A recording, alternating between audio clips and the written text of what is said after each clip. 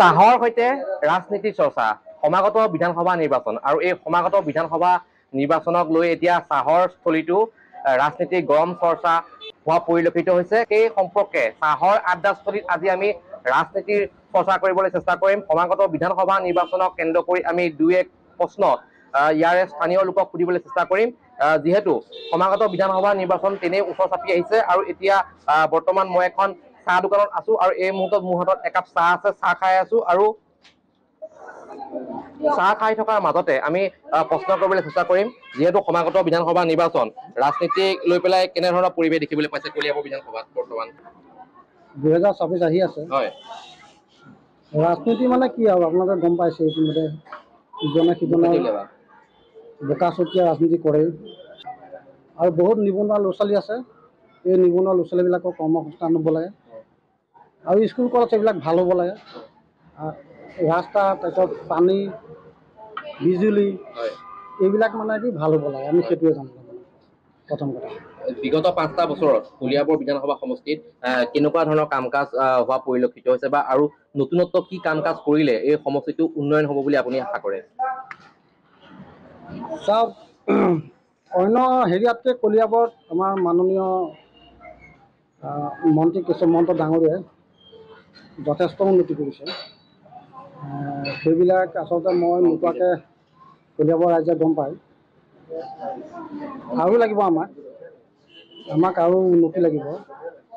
মই ইতিমধ্যে কৈছোঁ যে ৰাস্তা ঘাট বিজুলী দলং তাৰপিছত চাকৰি বাকৰি সেইখিনি কৰিব লাগিব।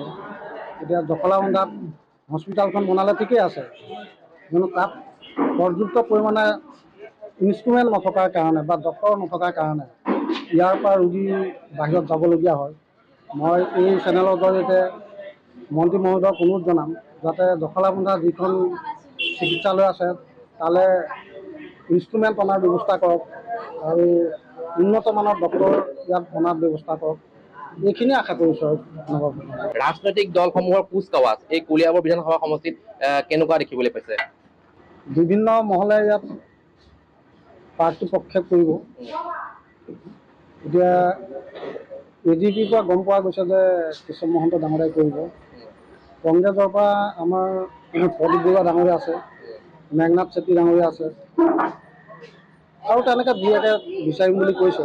সময়ৰ ক্ষেত্ৰত কি হয় নাজানো, গতিকে ৰাজনীতিটো বৰ্তমান তেনেকুৱাই চলি আছে। হয়তো ইয়াৰ পৰা AGPকো দি দিব পাৰে, কাৰণ AGP যিহেতু কংগ্ৰেছৰ মিত্ৰজোঁটত আছে।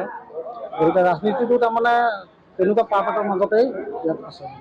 নিশ্চয়কৈ যুৱ প্ৰজন্মৰ লোকসকল আছে, তেওঁলোকৰ পৰাও আমি জানিবলৈ চেষ্টা কৰিম বৰ্তমান কলিয়াবৰ বিধানসভা সমষ্টিত কেনেকুৱা ধৰণৰ কাম কাজ আপুনি কৰাটো বিচাৰে? কাম কাজ মানে আমাৰ কলিয়াবৰ সমষ্টিত বহুখিনি নিবনুৱা আছে, বহু ল'ৰা ছোৱালীয়ে যোগ্যতা অনুসৰি চাকৰি পোৱা নাই। সেই নিবনুৱাখিনিক যাতে সংস্থাপন দি তেওঁলোকৰ ভৱিষ্যত উন্নয়ন কৰে। জুবিন গাৰ্গৰ মৃত্যুৰ পিছত তেখেতৰ ন্যায় বিচাৰিছে। ইতিমধ্যে বিধানসভাতো ৰাজ্যৰ মুখ্যমন্ত্ৰীগৰাকীয়ে সদৰি কৰিছে যে তেওঁৰ মৃত্যু হত্যাকাণ্ড। গতিকে ন্যায়ৰ ক্ষেত্ৰত আপুনি কি ক'ব এই মুহূৰ্তত? আমাক সোনকালে ন্যায় দিব লাগে। ন্যায় দি পেলাই জুবিন দায়ে যাতে জুবিন দাৰ আত্মাৰ সদ্গতি লাভ কৰে, আমি তেওঁক হত্যা কৰা হৈছে, হত্যাৰ উপযুক্ত শাস্তি পাওক তেওঁলোকে, তাকে আমি কামনা কৰিলোঁ। আৰু এই কলিয়াবৰ বিধানসভা সমষ্টিত কেনেকুৱা ধৰণৰ কাম কাজ হৈছে, এই কাম কাজক লৈ যুৱ প্ৰজন্ম হিচাপে আপুনি সুখী নে বৰ্তমান? সুখী। তেওঁলোকে কাম কৰিছে। আমাৰ বিধায়ক শ্ৰী কেশৱ মহন্ত ডাঙৰীয়া, তেওঁ বহুখিনি কাম কৰিছে। ৰাস্তা ঘাট বা বানপানীতো বহুতখিনি সাহায্য প্ৰদান কৰিছে, ভাল কৰিছে। তেওঁ আগলৈ তেওঁৱে হ'ব লাগে। আমি বৰ্তমান সুখী বাৰু, আৰু কিছুমান কাম কৰিবলগীয়া আছে। কেনেকুৱা ধৰণৰ কাম কৰিবলৈ বাকী ৰৈ গৈছে? আপোনাৰ এনেকুৱাই আমাৰ ওপৰৰ দাদাসকল বা আমাৰ নিচিনা তেওঁলোক বাহিৰত গৈ কাম কৰে। তেনেকুৱা ক্ষেত্ৰত আমাৰ ইয়াতে কিছুমান উদ্যোগ হ'লে ভাল হয়। হয়, তেনেকুৱা ব্যৱস্থা কৰি দিয়ক, আমাৰ সুবিধা হয়। নিশ্চয়কৈ এনেদৰে কিন্তু বৰ্তমান সমাগত বিধানসভা নিৰ্বাচনক লৈ প্ৰতিখন চাহৰ মেজত কিন্তু চাহৰ আড্ডাৰ মাজতে সমান্তৰালকৈ ৰাজনীতিৰ চৰ্চা চলা পৰিলক্ষিত হৈছে। আৰু কলিয়াবৰ বিধানসভা সমষ্টিটো সমাগত বিধানসভা নিৰ্বাচনক লৈ পেলাই চৰ্চা চলা পৰিলক্ষিত হৈছে। আজি চাহৰ আড্ডাস্থলীৰ পৰা আমি কলিয়াবৰ কৰিতল এখন চাহৰ দোকানৰ পৰাই ৰাজনীতিৰ কি চৰ্চা চলিছে চাহ খাই থকাৰ মাজতে আমি দেখুৱাবলৈ চেষ্টা কৰিছো DY 365ৰ জৰিয়তে। ধন্যবাদ।